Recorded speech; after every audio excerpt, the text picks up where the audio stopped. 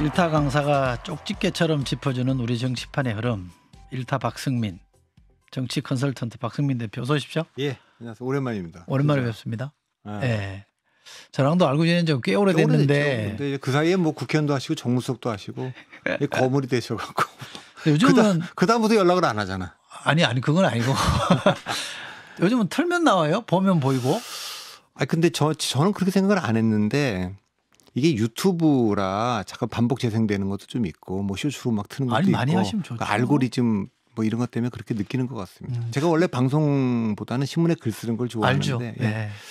하여튼 글도 잘 쓰시잖아요. 아 이게 잘은 못 쓰지만 글 쓰는 건 하여튼 제가 좋아하는 잘 일인데 제 주변에 요즘 요즘 뭐 나와서 얘기한 사람 중에는 박승민이 최고야 이러더라고요. 아 이게 저는 하여튼 그러니까 글 많이 봤다는 하세요. 분들, 글 봤다는 분들은 제가 좋아하는데 하여튼 그렇습니다. 예. 얼굴에 살이 좀 많이 빠지셨는데 예, 하여튼 방송 때문에 관리하시는 거예요? 아니.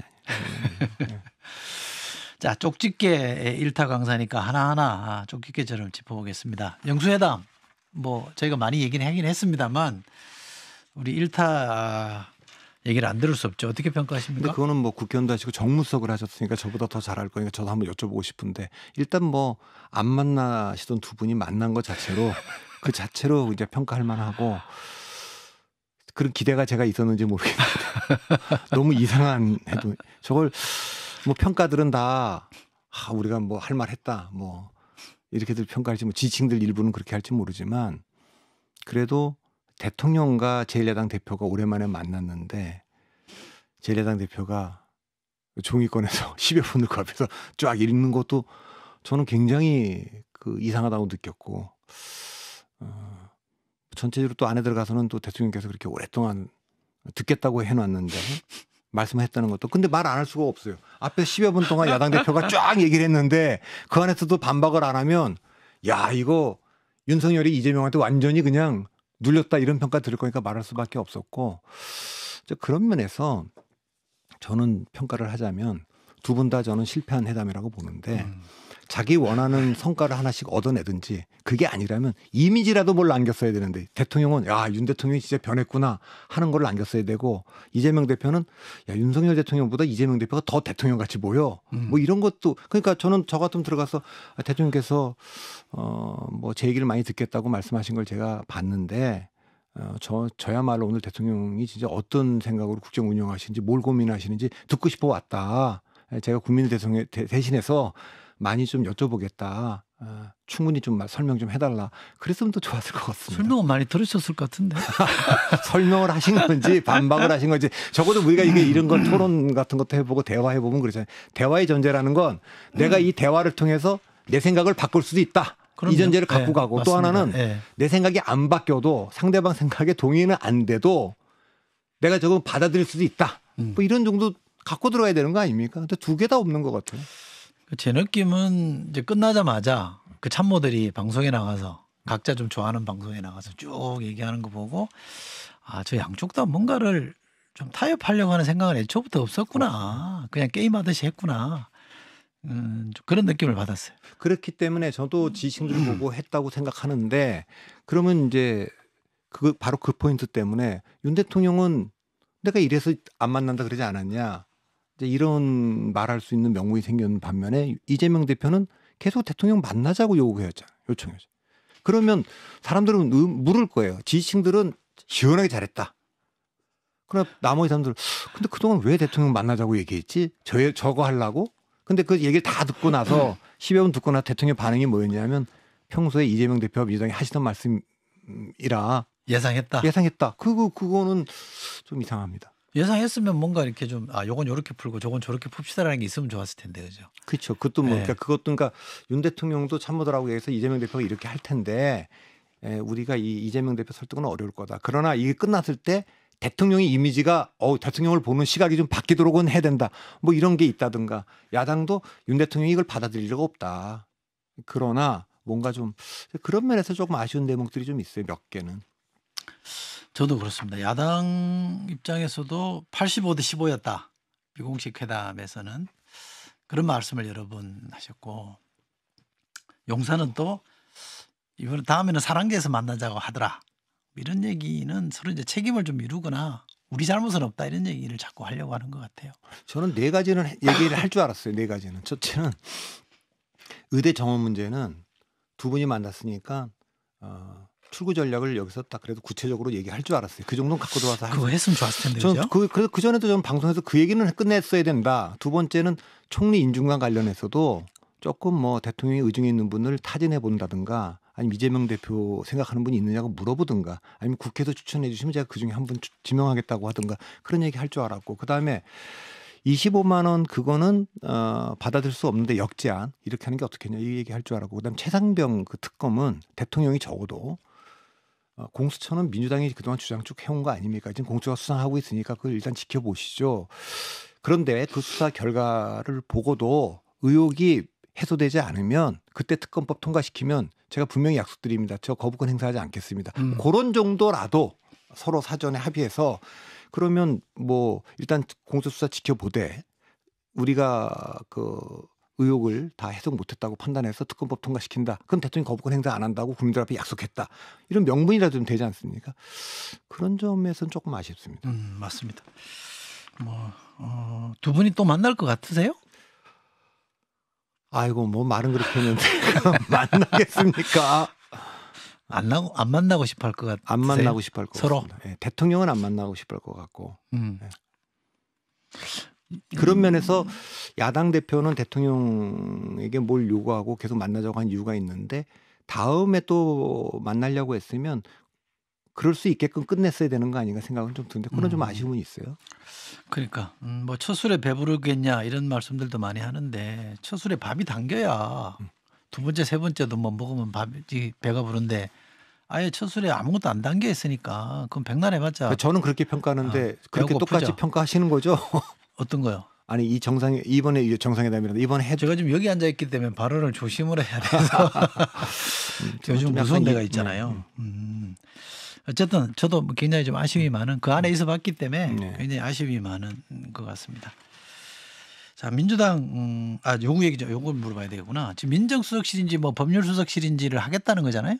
말씀 들어보면 그럼 뭐 좀 정보가 좀 부족하다 이런 말씀하시는데 저는 그 말도 굉장히 의아했어요. 대통령이 사실은 뭔가에 대해서 알고 싶으면 민심이 어떻게 돌아가는지 알고 싶으면 들을 수 있는 방법은 여러 개가 있거든요. 채널은 수없이 많아요. 사실 하다못해 당 쪽 사람만 열심히 만나도 뭔지를 알 수 있는데 그게 부족하니 이걸 만들겠다는 거는 잘 연결이 안 돼요. 어떻게 보세요?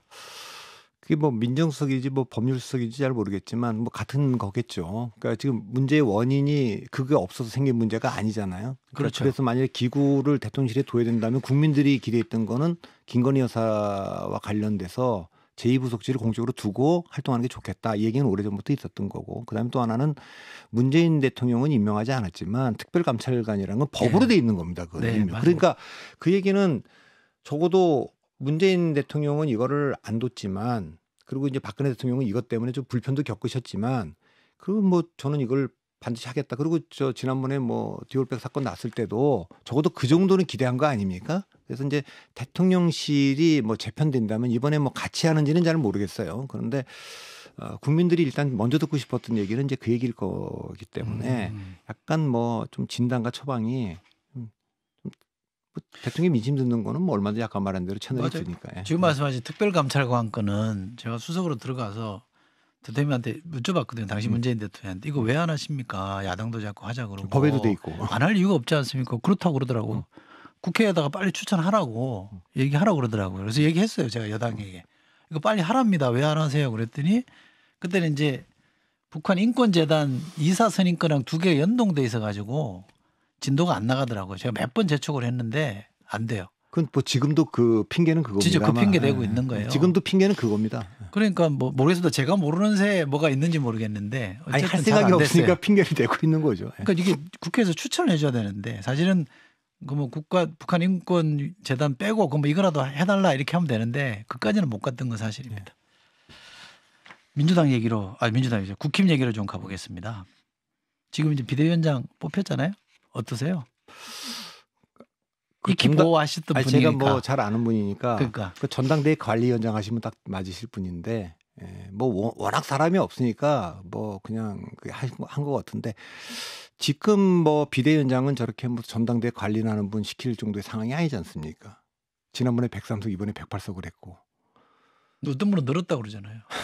그건 제가 또 그만 얘기하겠습니다. 제가 하도 얘기를 해서. 근데 보수정당이 3번 연속 진 거가 헌정사상 처음이고 집권당으로 이렇게 진 건 또 처음입니다. 지난번 또 야당이라고 또 핑계라도 되지만 그렇게 됐고 보수정당이 3번 지는데 당명이 다 바뀌었어요. 2016년에는 뭐 새누리당으로 졌고 4년 전에 미래통합당, 이번에는 국민의힘인데 그 사이에 대통령 선거와 지방선거를 자유한국당으로 한번 졌으니까 당명 4번 바꾼 거예요. 옛날에는 한나라당 시절에는 한나라당은 웬만하면 당명을 안 바꿨고 민주당이 선거 때마다 당명 바꿔서 오더라고요. 이제 바뀌었어요. 역전됐어요. 네, 그러니까 이게 제대로 안 된다는 거고 바뀐 게 여러 가지가 있죠. 옛날에는 뭐 민자당 대 반민자당, 한나라당 대 반한나라당, 새누리당 대 반새누리당처럼 보수정당이 주류고 상수고 민주당은 DJ 비연합을 하든가 노무현 정몽준 후보 단일화, 문재인 안철수 후보 단일화, 또 통합진보당 정의당하고 후보 연대를 해야 되지만 지금은 민주당 대 반민주당 시대가 됐기 때문에 오세훈 안철수 후보 단일화, 윤석열 안철수 후보 단일화 이거 옛날에 민주당이 하던 거거든요. 이제 그렇게 바뀌었는데도 위기감이 없고 이게 대통령발 통제할 수 없는 상수인 대통령발 위기라는 점. 그다음에 수도권에서 경쟁력을 상실하고 영남당으로 내려갔다는 점. 그 65세 이상에서만 이긴다는 점. 뭐 이런 점들이 굉장한 위기인데 위기의 정의는 저는 전국 단위 선거를 연속으로 2번 진 거를 위기라고 보는데 3번 있었어요. 97년 대통령 선거와 98년 지방선거 졌을 때, 2002년 대선과 2004년 총선 졌을 때,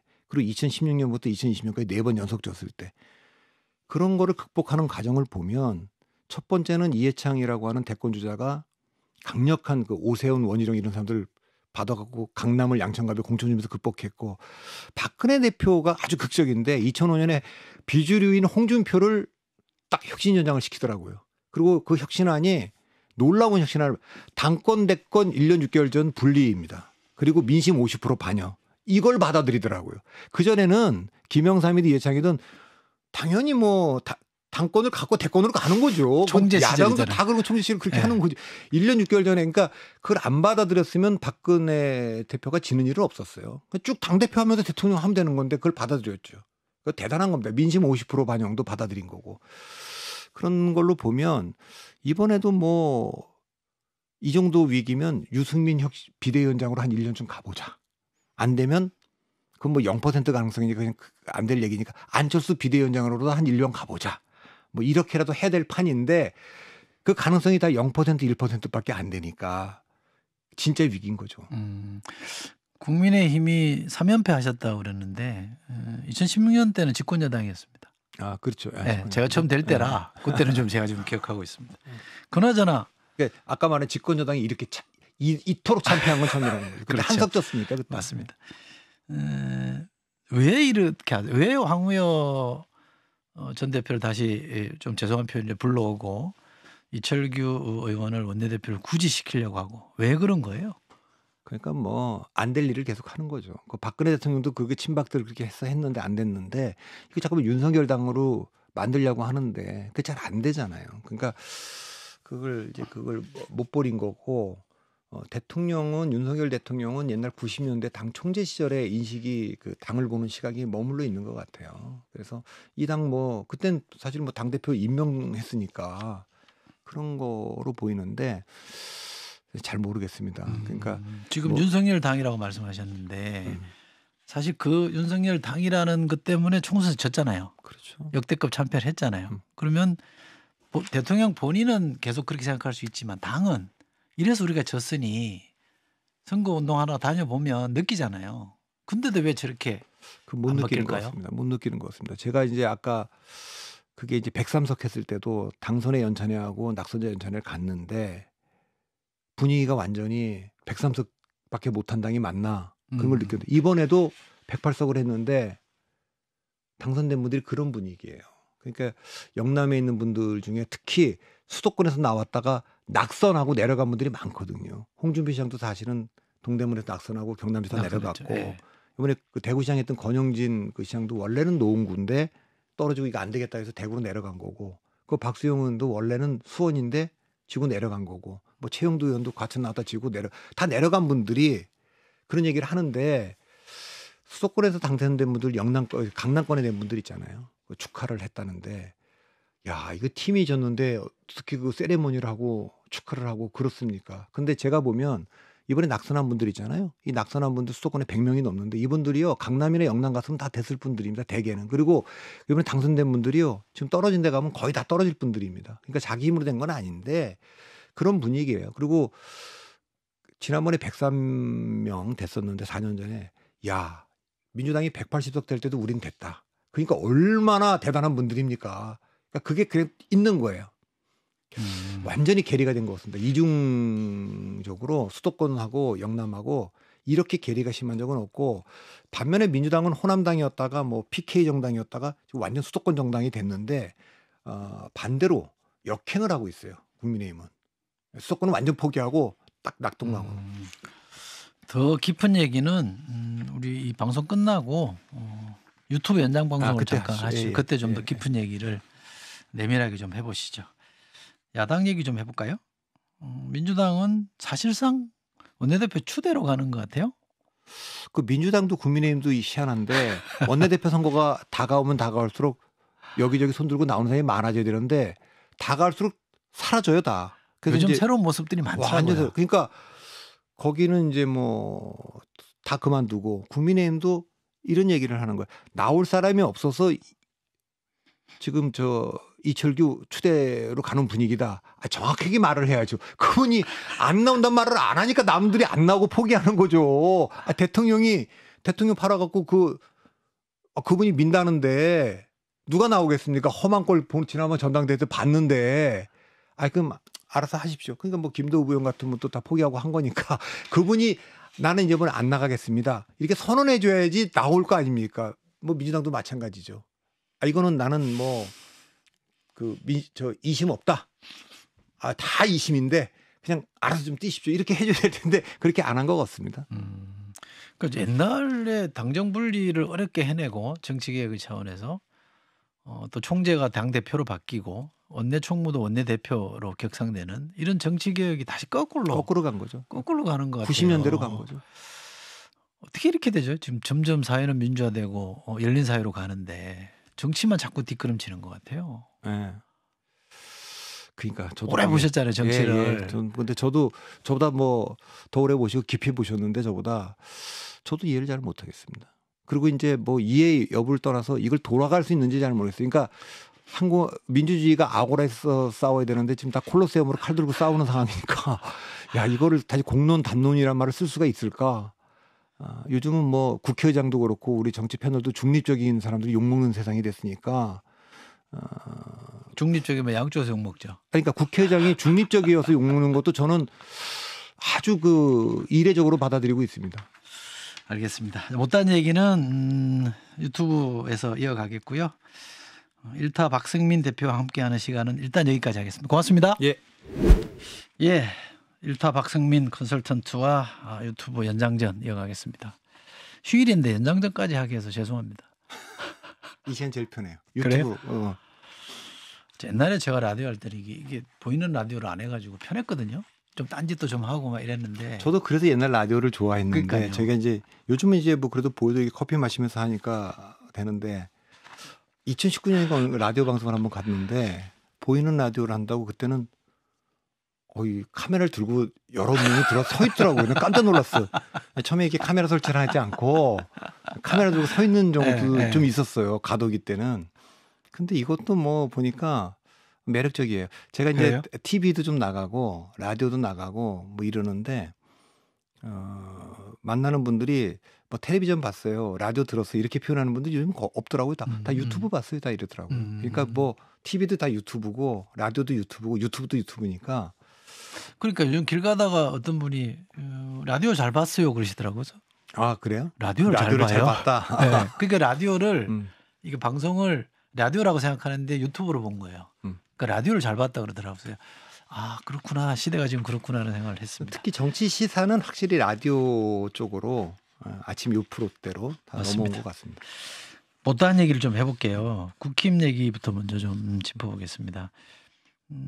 용산에서 어쨌든 당에 대한 그립을 안 놓으려고 지금 하는 거잖아요. 어떻게 해서든 안 놓으려고 하는데 근데 문제는 이제 뭐 이러저런 특검법 때문에 표결이 걸려 있으니까 굉장히 또 조심스럽잖아요. 괜히 또 의원들 심기 건드렸다가 엉뚱하게 재의결 돼버리면 난감해지니까. 그래서 뭐 이철규 원내대표에 대한 개입 이거 안 한다 이렇게 선언한 것도 뭐 그런 맥락이지 않을까요?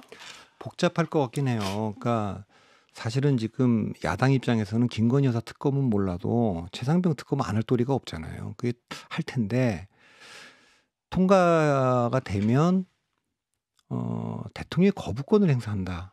뭐 제2요구권이죠. 그런데 이게 언제 하는지 모르겠는데 낙천낙선자들 제가 보니까 이분들 중에 상당히 화가 나 있는 분들이 많아요. 네. 지난번에 밥도 한번 먹었다고는 하지만 그러니까 그것도 불안하고 그 6월 이후에 새로운 당선자들을 봐도 아니 이게 지금 192명이 지금 개혁신당까지 다 한다는 거고 뭐 일부는 지금 국민의힘 의원들 중에도 이건 받아야 되는 거 아니냐 이렇게 얘기하는 분들이 있어요. 근데 이철규 원내대표 지금 9일로 연기했다고 하는데 원래 3일 날 하기로 했던 거 아닙니까? 그래요. 네. 근데 이제 그분을 지금 대통령이 믿고 있는 거는 뭐 지금 특검도 좀 막고 뭐 이런 거를 원할 텐데 저는 자칫하면 그 이철규 원내대표가 전당대회판에도 새로운 동료 예를 들면은 사실 한동훈 비대위원장은 나올 수가 없는 상황 아닙니까? 패장이고 뭐 책임도 적지 않게 있고 그런데 이 판이 다시 그냥 돌아가면 그 원외 지금 낙선자들도 그렇고 누구 불러내겠습니까? 한동훈 위원장을 다시 불러낼 가능성도 저는 있다고 봅니다. 그리고 야 이거 특검법이 제2호가 왔을 때도 당선자들 중에도 야 이게 대통령이 정말 안 바뀌는구나. 이건 정말 이대로 가면 다음 지방선거고 다음 대통령 선거도 어렵겠다. 그러면 저는 이철규 대통령과 이철규 원내대표에 대한 불신임의 차원에서라도 좀 제2요구 제2 때 통과시킬 수 있다고 봅니다. 그러니까 불안하겠죠. 네. 그러니까 그렇기 때문에 저는 이재명 대표 만났을 때 일단 공수처가 지금 민주당이 만들자는 공수처니까 수사를 지켜보고 그때도 의혹 해서 안 되면 그때 통과시키면 제가 거부권 행사하지 않겠다고 선제적으로 하는 것이 좋았을 거고 제가 옆에 정무수석이었으면 저는 그렇게 그 말씀 하시는 게 좋겠다라고 했을 텐데 하시겠죠. 근데 제가 잘 납득이 안 되는 게 바로 그런 지점이에요. 왜냐하면 이게 이렇게 봐도 힘들고 저렇게 봐도 힘들면 당과 좀 협의를 해서 요까지는 하겠다. 할게. 근데 대신 이까지는 좀 무리다. 요건 좀 어떻게 좀 막아주라. 이렇게 해야 당도 국민 보는 면도 쓰고 내부도 좀 통할이 되잖아요. 근데 저렇게 막무가내로 안 된다 그러고 원내대표도 이른바 윤핵관을 쓴다고 하면 의원들이 좀 빈정상하죠 사실. 네, 저는 그래서 그 지난 2년 동안 보면 정치 프로토콜을 다 벗어난 분인데 예상을 벗어났잖아요. 그러니까 그게 계속 가능할 거라고 보는 것 같은데 전 두 가지가 달라졌다고 봐요. 그러니까 뭐 처음에 대통령 됐을 때 의석수는 뭐 지금하고 비슷하지만 그때는 내가 정권을 찾아오고 승리한 대통령이란 힘이 있잖아요. 있었죠. 국민적 네, 지지가 네, 있고 야당은 패배했으니까 뭐 할 말도 없고 이런 시간이 좀 가다가 총선 다가오면 아무리 당정분리라 그래도 공천 개입 안 한다 그래도 전당대회 개입 안 한다고 공적으로 얘기를 해도 뭐 지난번에 아주 노골적으로 했습니다만 의원들이 공천 때문에 대통령 눈치를 보잖아요. 지금 두 가지가 지금 달라졌잖아요. 첫째, 패배의 원인 제공자인 대통령이 됐고 국회 선거 끝났잖아요. 자기들 선거 4년 뒤인데 그리고 야당은 압박을 더 할 수밖에 없다고요. 왜냐하면 이재명 대표나 조국 대표는 법원의 시간에 쫓기고 있으니까 그러면 달라지는 환경이잖아요. 이건 근본적으로 달라졌다 판이. 그걸 인식을 해야 되는데 지금 뭐 당 돌아가는 거나 보면 그 인식을 전혀 지금 못하고 있는 것 같아요. 인지 부조화 상태인 것 같아요. 왜 그런 거예요?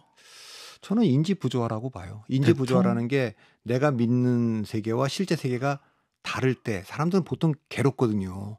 어떻게 이재명 조국 같은 사람이 당대표가 되고 당을 만들고 저 감옥에 있어야 될 사람들이 어떻게 저렇게 찍어주는 사람들이 또 저렇게 많냐. 근데 이제 그게 이제 현실이란 말이에요. 그러면 보통의 경우는 자기를 객관화해서 내가 놓친 게 뭐냐. 이재명 조국이 훌륭한 분이라고 생각하지 않는 분들도 왜 거길 찍었을까. 이게 윤석열 대통령을 더 싫어하는구나. 그러면 뭔가 우리가 왜 이 지경이 됐는가. 뭐 이런 걸 생각해서 자기 객관화를 민심에 맞춰서 성찰을 해야 되는데 이렇게 안 하고 자기 합리화를 하는 거죠. 내가 믿고 있는 세상이 옳은 세상이고 지금 보이는 세상은 가짜다. 그러니까 부정선거 주장하는 분들이 지금도 있어요. 근데 대통령 본인이 총선 지면 식물 대통령 된다. 그리고 민생 토론회를 24번 열었잖아요. 그만큼 이제 승리를 간절하게 원했던 거잖아요. 그런데 졌다. 그러면 상당히 충격을 받았을 테고, 그럼 이걸 수습하려면 어떻게 해야 되겠다라는 게 우리가 상식적으로 생각할 수 있는, 심리적으로 그렇게 이게 연결되는 게 맞잖아요. 근데 지금 하시는 거 보면 진 거야? 안 진 거 같은데? 이렇게 말씀하시는 것 근데 같아요. 그것도 처음이면 제가 놀라겠는데 제가 놀라질 않아요. 그러니까 이제 안 놀라요?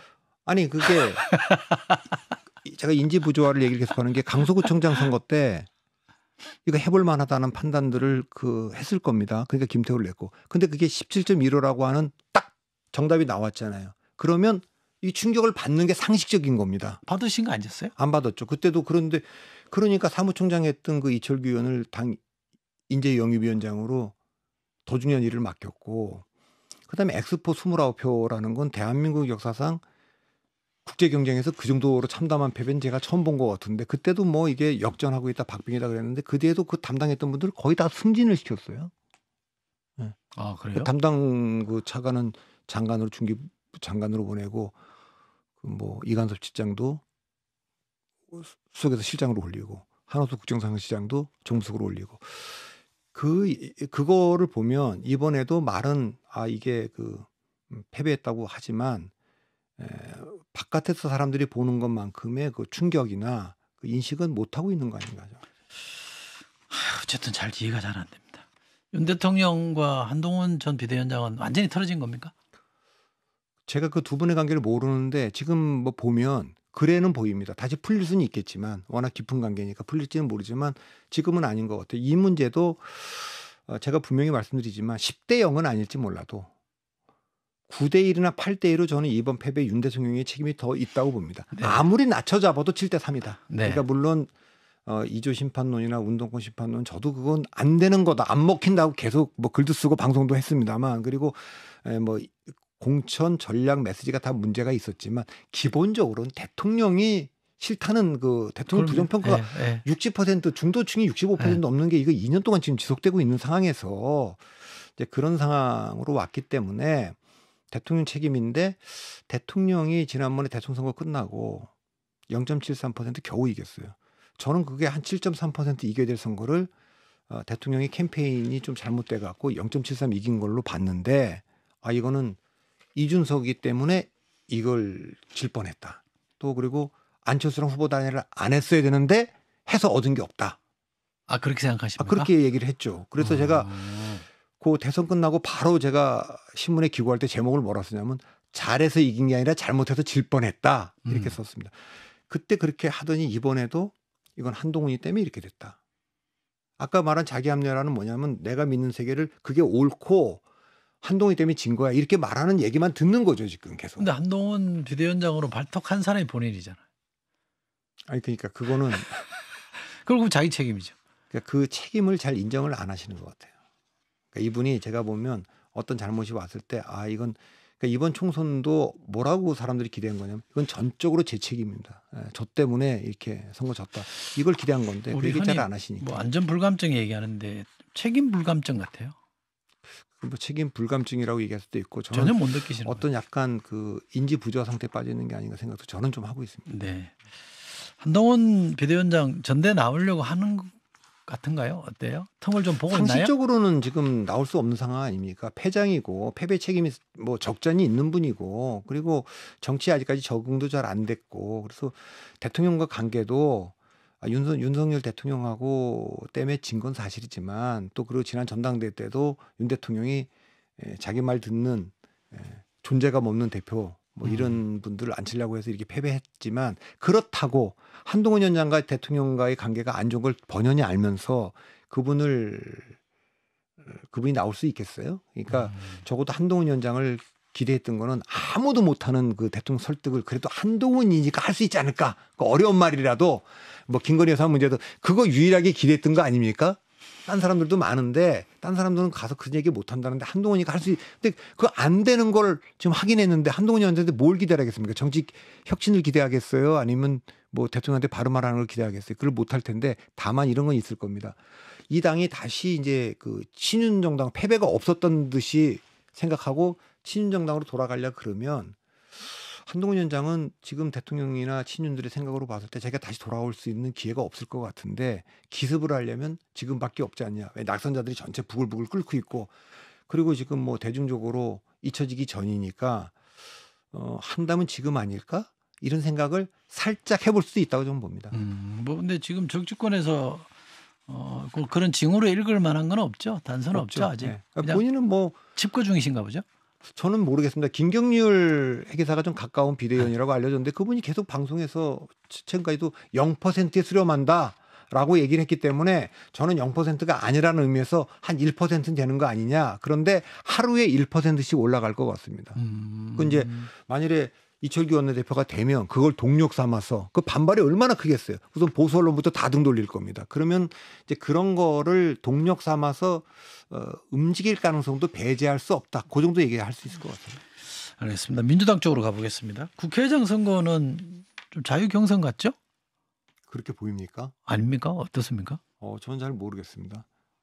그러니까 보통의 경우는 그 원내대표 선거도 이 정도의 친명당이 됐으면 조금 이렇게 경선을 좀 자유롭게 할 수 있도록 그렇게 할 거라는데 하루에 한 분씩 드랍하더라고요.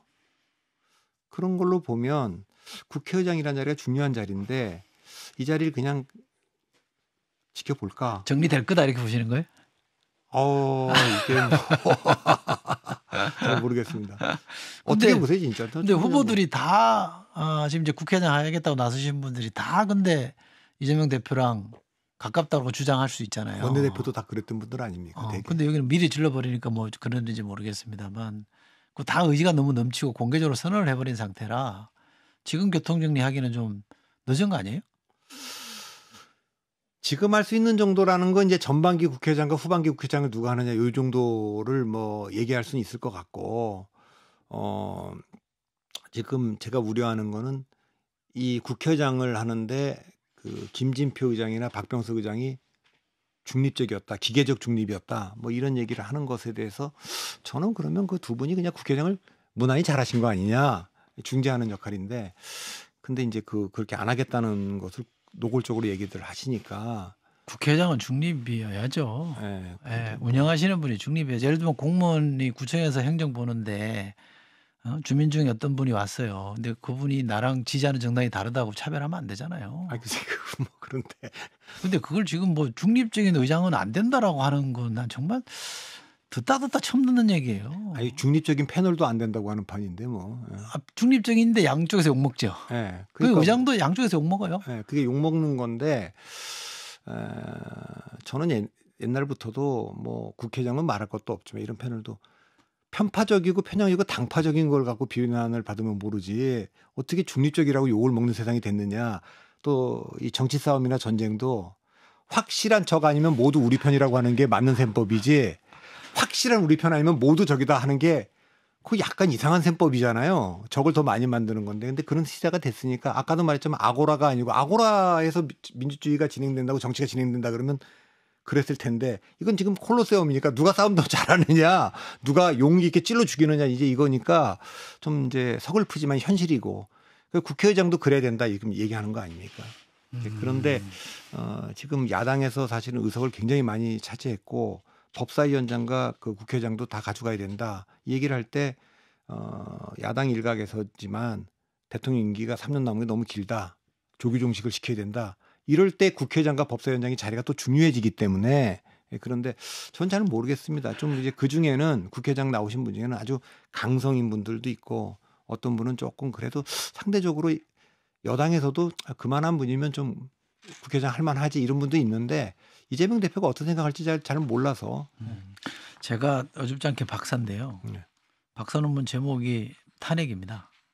주제가 탄핵인데요. 노무현 대통령 탄핵과 박근혜 대통령 탄핵을 비교하는 게 이제 박사기 논문인데 박사기를 탄핵 갖고 쓴 거는 그게 하나예요. 달랑. 근데 제가 이제 일부러 이 말씀 드리려고 이제 그 얘기를 꺼냈는데 잘난 척 하려고 그런 게 아니라 지금 아직 탄핵 사유가 없어요. 아직까지는. 나올 가능성이 있을지 모르는 사유가 없고 탄핵을 빈번하게 하는 나라들은 대개 민주주의가 무너져요. 그렇죠. 남미 국가들 보면 아시잖아요. 거기는 뭐 끄떡하면 탄핵해버리거든요.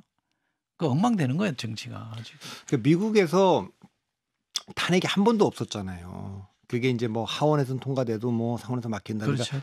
탄핵 직전에 사임을 한다거나 이런 경우는 있지 탄핵은 그게 감당이 잘 안 되거든요. 근데 우리는 지금 대통령 탄핵을 하고 나서는 뭐 법관 탄핵이라든지 뭐 장관 탄핵이라든지 이걸 탄핵이라는 카드를 좀 쉽게 꺼내는 경향은 좀 있어요. 그래서 그런 것들은 그게 민주주의 발전에 그닥 그게 도움은 좀 안 될 거다 생각은 좀 들고 대신에 아까도 말했지만 200석이라고 하는 게 이제 세 가지를 할 수 있는데 개헌을 할 수 있고 대통령 탄핵을 할 수 있고 대통령 제2요구권 거부권을 무력화시킬 수 있잖아요. 근데 대통령이 제2요구를 했는데 그걸 200석 이상으로 다시 재의결한다는 것은 정치적 탄핵이죠. 정치적 불신임이고 그 가능성은 이 다음 국회에서 지금 192명이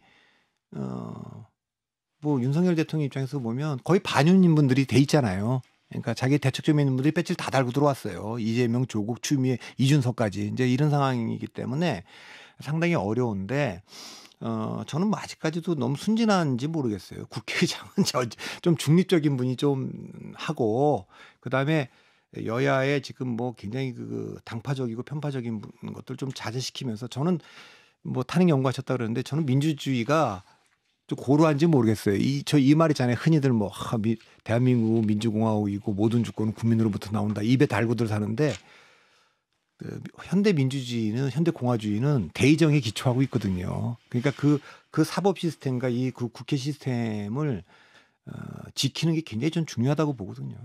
국회의장을 뭐 중립적 성향을 요구하는 게 아니라 중립적 운영을 요구하는 그렇죠. 거죠. 예, 예. 뭐 성향이야 각자 당파성은 마음이죠. 당연히 있는 거예요. 아니 그분이 그 국회의원 될 때까지 가정을 보면 당파성은 다 드러난 거 다 알고 있는 거죠. 그렇습니다. 자, 5월 국회가 지금 이제 이게 되게 거의 파장 분위기인데 이번에 굉장히 뜨거운 5월이 될 것 같아요. 야당은 굉장히 공세를 지금 펼치고 있는 것 같고 야당은 공세고 여당은 어찌 보면 약간 전전긍긍하는 것 같아요. 좀 유례가 없죠.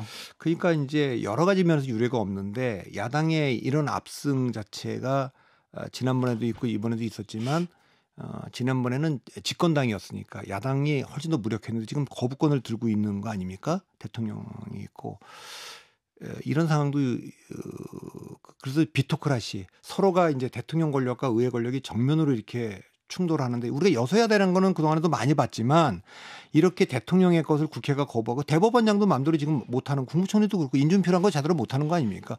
그리고 뭐 여기서 법안 통과시켜도 대통령 거부권 행사를 지금 다 막아온 거 아닙니까? 그런 상황도 이례적인 거지만 이재명 대표와 조국 대표는 법원의 시간에 쫓기고 있잖아요.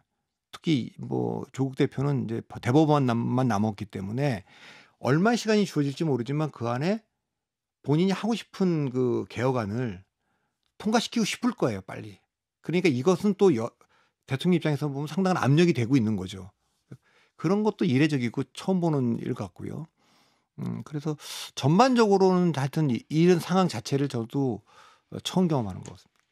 어떻게 진행될지 저는 예측을 못 하겠어요. 저도 뭐 근래에는 뭐 한두 달이 아니고 1, 2년 전부터는 하도 정치 문법이 달라져 가지고 제가 구닥다리가 됐다는 느낌을 갖습니다. 이건 저도 똑같이 느끼고요. 네, 제가 뭐 전혀 예측도 못 하겠고 이거 동병상련이군요. 네, 이게 근데 우리가 이게 지금 방송을 하고 있으니 또 방송 듣는 분들이 아니 전혀 모르는 사람들이 그 방송을 진행한단 말이에요. 이럴 수도 있을 거는 같습니다. 너무 낯설은 모습, 생경한 모습들을 많이 보게 돼서 저는 개인적으로 당황스러울 때가 많이 있습니다.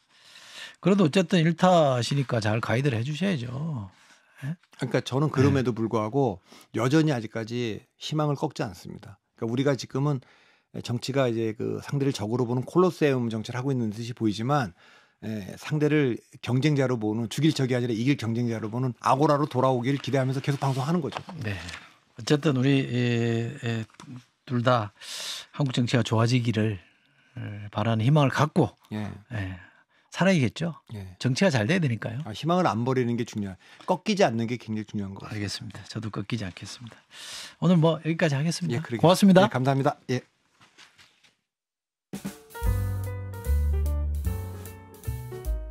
김현정의 뉴스쇼는 시청자 여러분의 참여를 기다립니다. 구독과 좋아요, 댓글 잊지 않으셨죠? 알림 설정을 해두시면 평일 아침 7시 10분 실시간 라이브도 참여하실 수 있습니다.